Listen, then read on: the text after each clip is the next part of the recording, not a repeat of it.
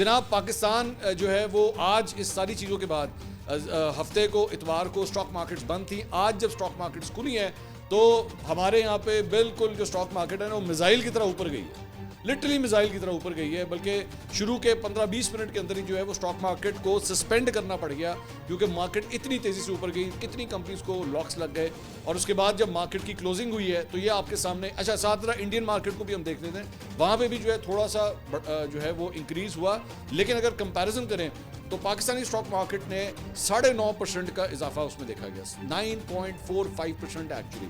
लेकिन अगर सेंसेक्स को आप देखें जो इंडिया की स्टॉक मार्केट है तो उसके अंदर जो है 3.74% का इजाफा हुआ।